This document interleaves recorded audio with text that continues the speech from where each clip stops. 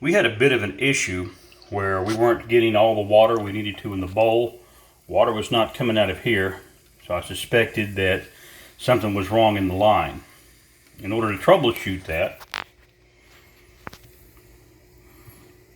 I turned the water off,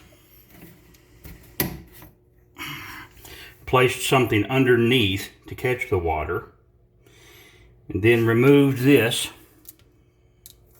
to drain it, and something underneath to catch.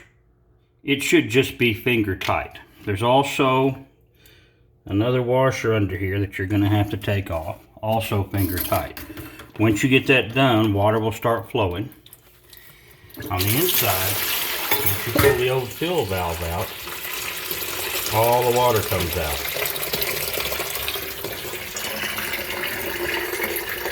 This fill valve is relatively new.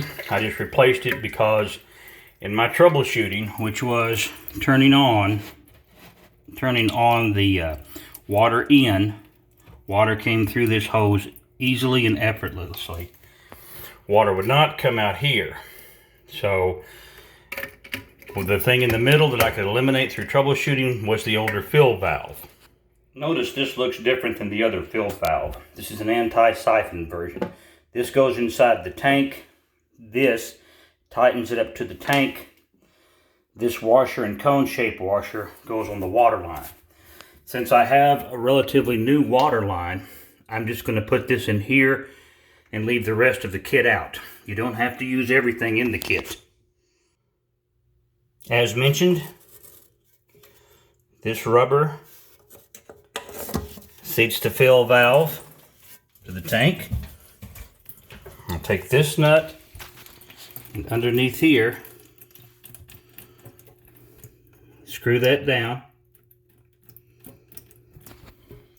After tightening it down from underneath, I take the water line, place it on the anti-siphon valve where it belongs. This is all part of the instructions on the box, by the way.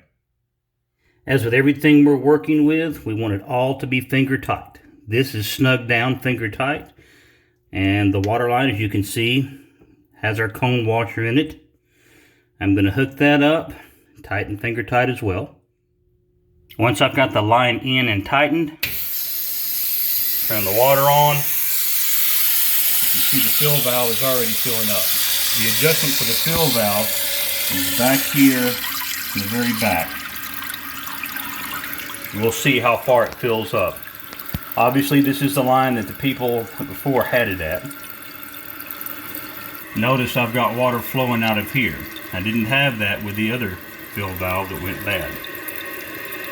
After adjustment, using that screw on the far left, you can see here.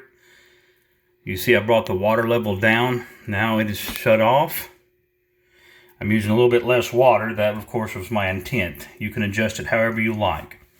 Now that that's done, your project is complete. Some things to watch out for, though, is to make sure that it doesn't leak. Leave a catch pan underneath. Make sure that it stays dry. If not, just finger tighten a little bit more. I also would recommend wiping everything off with a towel, which